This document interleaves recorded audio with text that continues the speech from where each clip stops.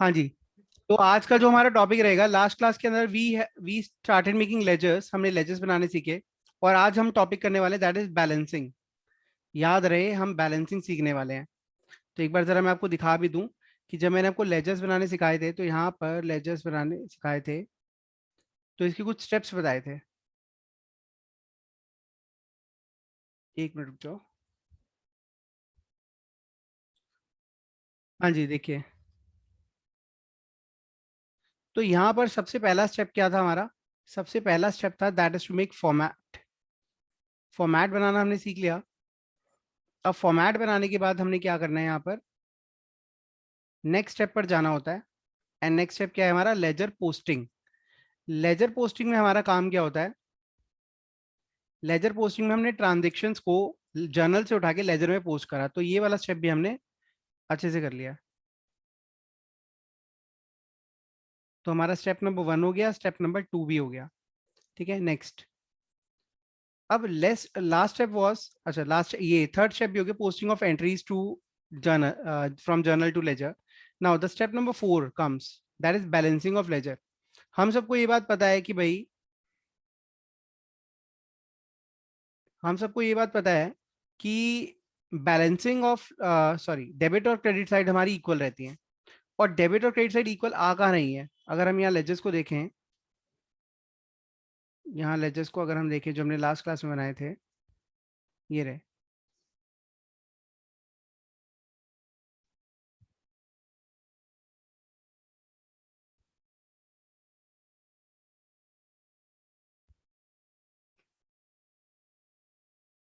ठीक है,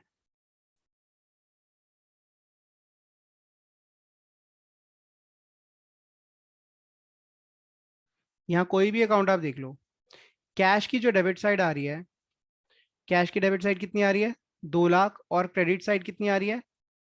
यहाँ लिख रहा हूँ मैं, कैश की डेबिट साइड आ रही है 2 लाख, और क्रेडिट साइड कितनी आ रही है? 23,000। तो इक्वल कहाँ से हुई? इक्वल तो हुई नहीं। तो अब ये इक्वल होंगी भी कैसे? भाई, पैसा 2 लाख आया और 23,000 गया है। ये इक्वल कब होती? जब 2 लाख आता और 2 लाख ही जाता। लेकिन अब हमें क्या करना है? हमें तो डेबिट और क्रेडिट का टोटल इक्वल चाहिए। ठीक है, वो इक्वल आएगा कैसे, ये देखिए।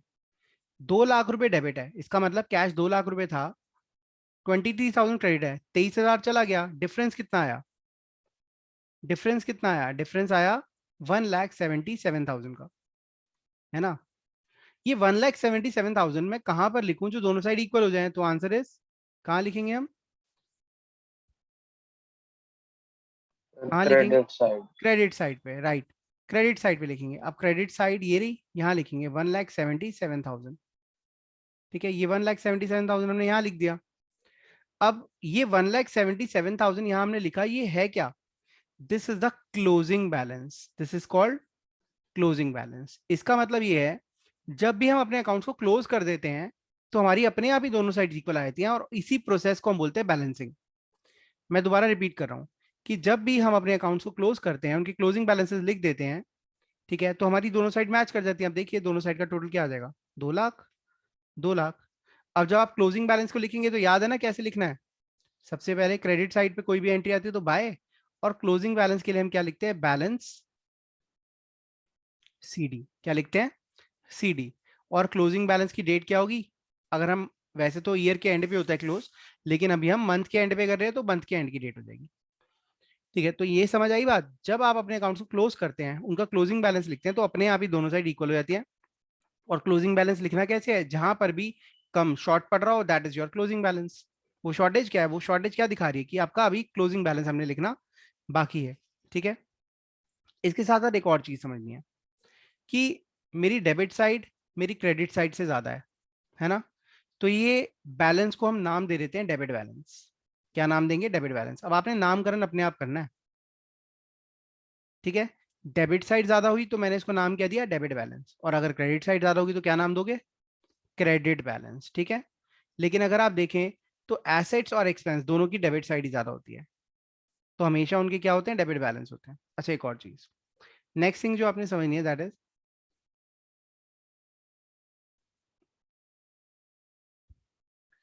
ये जो क्लोजिंग बैलेंस है, ये अगले महीने का या अगले साल का ओपनिंग बन जाता है। तो 1 मई को ये डेबिट साइड पे आ जाता है। और डेबिट साइड पे जब हम इसे लिखेंगे तो क्या लिखेंगे, टू बैलेंस बीडी करके लिखेंगे। समझ आ गई बात? क्लोज करते टाइम ये कहां पर आया, क्रेडिट पे आया, लेकिन ओपनिंग के टाइम ये कहां पर आ जाएगा, डेबिट पे आ जाएगा, क्योंकि after all this is debit balance. ठीक है, तो इस तरीके से हमारी दोनों साइड इक्वल हुई, बैलेंसिंग सीख ली हमने। नेक्स्ट, अब हम बैंक अकाउंट की बात करते हैं। ठीक है, बैंक अकाउंट आधा ऊपर आधा नीचे है, थोड़ा समझे। 3 लाख, अच्छा ये है, यहाँ पर है 3,50,000। तो डेबिट साइड जो आ रही है वो आ रही है 3 लाख, क्रेडिट साइड जो आ रही है 50,000। इनका डिफरेंस क्या है, 2.5 लाख। तो 2.5 लाख क्लोजिंग बैलेंस आ गया। जो डिफरेंस दिखा रहा है वो क्या दिखा रहा है, क्लोजिंग बैलेंस, और है क्या। तो क्लोजिंग बैलेंस को हम यहाँ लिख देंगे बाय बैलेंस सीडी। सर इसकी भी डेबिट साइड ज्यादा थी, कारण क्या है, क्योंकि ये भी एसेट है, एसेट्स की हमेशा डेबिट साइड ज्यादा रहती है। दोनों साइड का टोटल मैच करके क्या आ गया, 3 लाख। ठीक है, तो हमारा टोटल मैच कर गया। अब इसका भी, ये अभी तो क्लोजिंग है, लेकिन अगले महीने का ये ओपनिंग बन जाएगा, तो अगले महीने यहाँ पर आ जाएगा। तो इसको कैसे लिखेंगे, टू बैलेंस बी डी, 2,50,000। अब चलते हैं नेक्स्ट पर, मशीन अकाउंट। मशीन 5 लाख की है और क्रेडिट 0, इसका मतलब मशीन है और कम कुछ भी नहीं हुआ। तो अब यहां पर इसका क्लोजिंग बैलेंस आ जाएगा 5 लाख। ठीक है, यहां आ जाएगा बाय बैलेंस सी डी, 30 अप्रैल। यहां भी 5 लाख, यहां भी 5 लाख। ठीक है, 1 मई को यही बैलेंस ओपनिंग में आ जाएगा, to balance PD, 5 lakh. Next, अब आते हैं रमेश की बात। रमेश की क्रेडिट साइड ज्यादा है। देखिए रमेश की क्रेडिट साइड का टोटल है 3 लाख और डेबिट साइड 0। कारण क्या है, क्योंकि रमेश से हमने उधार लिया हुआ है, क्रेडिटर है हमारा।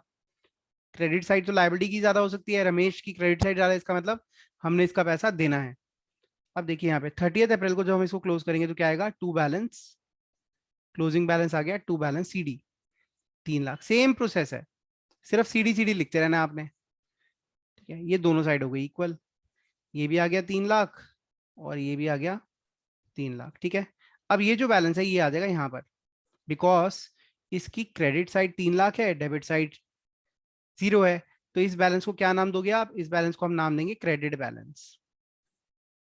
क्या नाम देंगे, जब क्रेडिट साइड आ रहा है तो क्रेडिट बैलेंस, और जब हम इसको ओपन करेंगे तो क्रेडिट से ही ओपन करेंगे, बाय बैलेंस बीडी, 3 लाख। ठीक है, अब जैसे ही मैं 11th अकाउंट पे पहुंचूंगा फिर आपकी क्वेरीज लूंगा। कैपिटल 8 लाख है, इसको जब हम क्लोज करेंगे तो टू बैलेंस सी डी, कुछ चेंज तो हुआ नहीं, तो कैपिटल 8 लाख ही रही, दोनों साइड हो गई इक्वल। और ये कैपिटल अगले महीने बिगिनिंग में आ जाएगी। ये एरो आपने नहीं बनाना, आपने सिर्फ balance B D C D लिखना है, जो क्लोजिंग है उसका ओपनिंग भी लिखना है, 8 लाख। नेक्स्ट, ऐसे ही परचेज अकाउंट है 1,50,000, तो ये हो गया 1,50,000। इसका भी क्लोजिंग बैलेंस कितना आ जाएगा, बाय बैलेंस सी डी, 1,50,000, दोनों साइड का टोटल हो गया इक्वल। ठीक है, और इसका ओपनिंग बैलेंस आ जाएगा।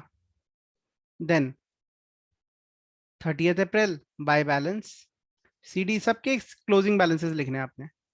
80,000, जिसकी डेबिट साइड ज्यादा है उसका बैलेंस को हम डेबिट बैलेंस बोलेंगे, जिसकी क्रेडिट साइड ज्यादा है उसके बैलेंस को हम क्रेडिट साइड बोलेंगे। ठीक है, अब मैं क्लोजिंग को ओपनिंग में नहीं डाल रहा, तो वो आप समझ गए हैं कि ओपनिंग में कैसे आएगा। ना समझे हो तो वीडियो को दोबारा रिवाइंड करके देख सकते हैं आप बाद में। 80,000, तो ये मेरी दोनों साइड्स इक्वल होती हुई जा रही हैं। Salary account 30 April by balance C D, तो ये आ गया 20,000, 8 और 12। ऐसी rent 30 April by balance C D, 15,000। ठीक है, outstanding salary 30 April to balance C D, 12,000। ये सारी सबकी दोनों साइड इक्वल हो गई, इसमें कोई डाउट है तो पूछ लो। आप लोग के लिए सबसे ज्यादा अच्छी खुशखबरी है कि हमारा एक और चैप्टर जिसका नाम है ट्रायल बैलेंस, वो भी आज कवर हो जाएगा। कैसे, देखिए हमने जर्नल एंट्री सीखी, उसके बाद हमने लेजर बनाया इसका। ठीक है, लेजर में हमने बैलेंसिंग सीख ली। ठीक है, अब यहां पर हमने ट्रायल बैलेंस बनाना सीखना है। अब ये ट्रायल बैलेंस क्या होता है, पहले इसके बारे में दो लाइनें लिखेंगे, फिर हम आगे चलते हैं। ट्रायल बैलेंस, ये ट्रायल बैलेंस होता क्या है? दिस इज अ स्टेटमेंट, ये एक स्टेटमेंट है, एक एक तरह की लिस्ट होती है, which shows the closing balances of every account on a particular date।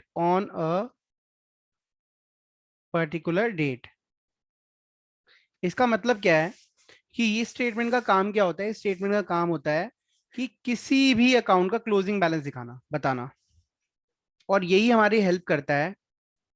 It also helps in preparation of financial statement. मतलब इसका नेक्स्ट स्टेज क्या होता है? Financial statements, end of accounting process. ठीक है, तो इसी से हम आगे फाइनेंशियल स्टेटमेंट्स बनाते हैं। जब हम फाइनेंशियल स्टेटमेंट प्रॉफिट या लॉस निकालते हैं, तो हम ना जर्नल उठाते हैं ना लेजर, सीधा क्या उठाते हैं? Trial balance. इनफैक्ट आप किसी की कभी भी रिकॉर्ड्स जब चेक कर रहे होंगे, तो आप क्या उठाएंगे? सीधा उसका trial balance, closing balance check करते हैं उसका क्या रहा। ठीक है, पूरे साल में कितने खर्चे हुए, पूरे साल में कितनी इनकम हुई, वगैरह वगैरह वगैरह। तो अब मैं आपको ट्रायल बैलेंस के अंदर क्या दिखाने वाला हूँ, ये क्लोजिंग बैलेंस को हम कैसे लिखते हैं। ठीक है, तो देखिए, सबसे पहले मैं आपको इसका शॉर्टकट बता देता हूँ। ठीक है, शॉर्टकट ये है कि जितनी भी एसेट्स हैं और जितने भी एक्सपेंसेस हैं, वो आते हैं डेबिट कॉलम में। यहाँ दो कॉलम होते हैं, डेबिट और क्रेडिट। और जितनी भी कैपिटल, लाइबिलिटी और रेवेन्यू वाली आइटम्स है, वो कहाँ आती है? क्रेडिट कॉलम में। ठीक है, अच्छा, और दूसरी बात, जितने भी डेबिट बैलेंसेस हैं, जितने भी डेबिट बैलेंसेस हैं, वो कहाँ पे आते हैं? डेबिट कॉलम में। अब आप कहोगे सर जितने भी डेबिट बैलेंस है मतलब, अब यही तो बात है, डेबिट बैलेंस होते किसके हैं? जिसकी डेबिट साइड ज्यादा होती है। और वो चीजें कौन सी हैं? एसेट्स और एक्सपेंस। जितने भी क्रेडिट बैलेंस है, जितने भी क्रेडिट बैलेंस है, वो कहाँ पे आएंगे? क्रेडिट कॉलम में। अब आप कहोगे सर क्रेडिट बैलेंस तो किसके होते हैं? कैपिटल, लायबिलिटी और रेवेन्यू के, इनके क्रेडिट बैलेंस होते हैं, क्योंकि हमेशा इनकी क्रेडिट साइड ज्यादा होती है, तो इनका बैलेंस भी क्रेडिट बैलेंस ही आता है। ठीक है, अब जरा हम ट्रायल बैलेंस प्रिपेयर करते हैं। देखिए, format of trial balance, format of trial balance. ठीक है, अलग अलग फॉर्मेट्स हैं, जो इसमें सबसे ज्यादा पॉपुलर है वो करवा रहा हूं मैं आपको। ट्रायल बैलेंस एज ऑन, क्योंकि ये क्लोजिंग बैलेंस बताता है, तो यहाँ पे हम डेट लिखते हैं किस दिन का क्लोजिंग बैलेंस। लेट से हम 30th मार्च का क्लोजिंग, 30th अप्रैल का बना रहे हैं, 30th अप्रैल 2020। ठीक है जी, या 2021। अब हम इसका फॉर्मेट बनाने जा रहे हैं। तो अब यहाँ ट्रायल बैलेंस क्या दिखाएगा? 30 अप्रैल को किस आइटम का कितना बैलेंस था क्लोजिंग। सबसे पहले ये बैलेंस कहाँ से आते हैं? लेजर से आते हैं, तो लेजर फोलियो का कॉलम बनेगा यहाँ। इसमें डेट कॉलम नहीं बनता, क्योंकि डेट एक ही है, 30 अप्रैल। यहाँ आएगा पर्टिकुलर्स, यहाँ आएगा एलएफ। एलएफ क्या होगा? Ledger folio. लेजर, लेजर में जो वैल्यूज आ रही है वो लेनी है हमें, तो हम यहाँ पे लेजर फोलियो लिखते हैं, क्योंकि कौन से पेज पर वो लेजर है, ताकि हमें कभी ढूंढना हो तो मिल जाए। डेबिट कॉलम और क्रेडिट कॉलम, बहुत आसान है ये। देखो, ये देखिए, सबसे पहला अकाउंट कौन सा है? Cash account. कैश अकाउंट को कौन सा बैलेंस है? डेबिट बैलेंस है। क्लोजिंग बैलेंस लेना आपने सीडी वाला, 1,77,000। रट्टा मारना हो तो ये याद रखना, लेजर में जो क्रेडिट पे आएगा, लेजर में जो क्रेडिट पे आएगा, ट्रायल बैलेंस में वो डेबिट पे आएगा। तो ये कैश आ गया, कैश 1,77,000। यहाँ क्रेडिट पे क्यों आया? क्योंकि ये डेबिट बैलेंस है, डेबिट साइड ज्यादा थी, तो क्लोज करते टाइम उसका बैलेंस क्रेडिट पे आया। रट्टा मारना है या लॉजिक समझना है, दोनों बातों से सेम ही आंसर आने वाले हैं। ठीक है, यहाँ क्रेडिट पे है तो वहां डेबिट पे, यहाँ डेबिट पे आएगा क्लोजिंग बैलेंस तो वहां पर क्रेडिट पे आएगा। कारण क्या है? यहाँ पे जो क्रेडिट साइड पे बैलेंस होता है उसको हम डेबिट बैलेंस बोलते हैं, क्योंकि डेबिट साइड ज्यादा है। अब हम बैंक पे चलते हैं। बैंक का क्लोजिंग बैलेंस कहाँ आ रहा है? बैंक का क्लोजिंग बैलेंस है 2.5 लाख रुपए, तो ये बैंक आ जाएगा 2.5 लाख रुपए, 2,50,000। नेक्स्ट, मशीन, मशीन का क्लोजिंग बैलेंस कहाँ आ रहा है? 5 लाख। मशीन का क्लोजिंग बैलेंस 5 लाख।